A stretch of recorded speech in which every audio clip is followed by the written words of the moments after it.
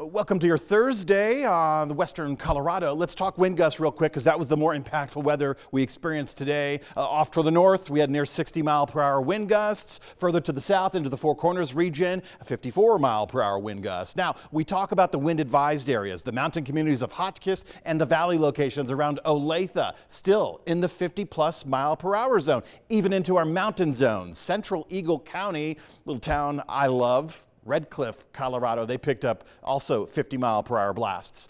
For the Tri-County area, however, and some of our lower elevations, right around the 40-mile-per-hour zone. No doubt you heard the winds last night, early this morning as well. We've been dealing with these gusty conditions all day. Now we're slowly going to transition. The rest of Thursday night, certainly up until the midnight hour, we're going to transition to a slower wind speed. But we're still dealing with, in the evening, we're still dealing with 15 to 25-mile-per-hour wind speeds. Again, once we get past the midnight hour into early morning, sunrise happening right at 7 a.m. And of course, we're transitioning out of March into April. We should experience a calmer wind speed, but we're not done. It's spring on the western slope, and that means breezy conditions. So for Friday, for the weekend, and into next week. And into next week also, we have another spring storm system to talk about. Temperatures at this hour, we're in the 40s. High temperatures today. Take a look at this. Our cold front came through right around 11:45, just before noon. Let's just call just before noon. We were already in the 50-degree temperature range from about 8 a.m. this morning through 11:30. So this is our top temperatures of the day were achieved before lunch for many of us. And the cold front came through. In fact, at this hour, the cold front is in the mountain zones. So what we're left with, still backside energy, and we had a little bit of sunshine today popping up, so that allowed some of the heating of the surface this afternoon to trigger more storms. And as we head into Thursday night, we'll see a few more rounds of snow showers. I do not anticipate any accumulations for the valleys.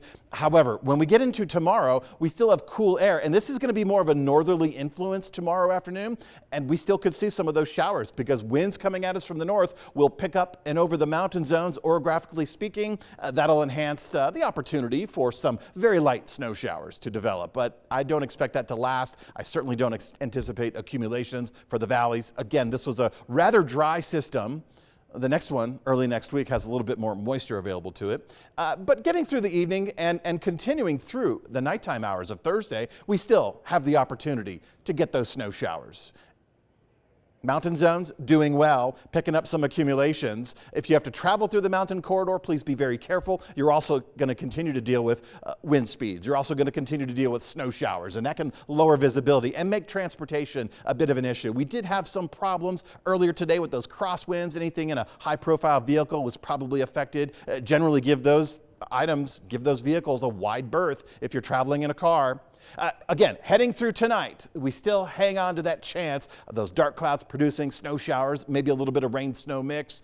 We'll save the accumulations for the mountain zones. That'll continue through the midnight hour, and into tomorrow morning, we could see the return of those snow showers. But again, specifically for the mountain zones, that's where we're going to keep it. In fact, they're still under winter weather advisories for the next, handful of hours. We had wind advisories today for the Grand Valley. That was an upgrade. We still maintain wind advisories for the Uncompahgre Valley and the I-70 corridor. Now, these expire at 6 p.m. Thursday night. That doesn't mean we lose the winds automatically. Case in point, tomorrow afternoon, we're still going to be looking at 20 to 30 mile-per-hour gusts in the lower elevations. We're talking anything below 6,500 feet. So that is many of us living in these areas.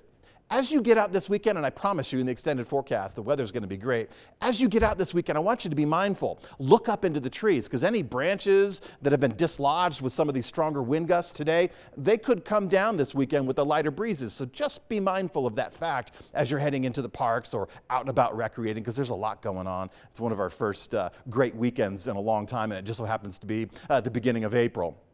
Again, snow accumulations in the mountain zones, but that expires Friday night, so our weekend is going to be rather dry. If you do head to the high country this weekend, be careful. Avalanche danger is still quite high. Winter weather advisories expire midday on Friday for the Grand Mesa, also the San Juan and Central Mountain Corridor. We still have a winter storm warning that does not expire until late Friday afternoon, Friday evening, but that is specific to the northern zones and the flat top. So if you are out and about hiking, don't get caught unprepared, so to speak. As we watch this storm system come in from the west, it did wring out a lot of that moisture. So our rain opportunities, while we have a surplus in the rain gauge, it wasn't a whole lot available to us. But as we look at this next storm at the beginning of next week, that has a lot more moisture potential. That will have a lot more cold air as well. So the transition from a rain-snow mix and even some heavy wet snow in the lower elevations is quite possible. So the middle of next week occupied by cooler temperatures and a little bit more of a rowdy spring storm system. All the while we're dealing with breezy conditions.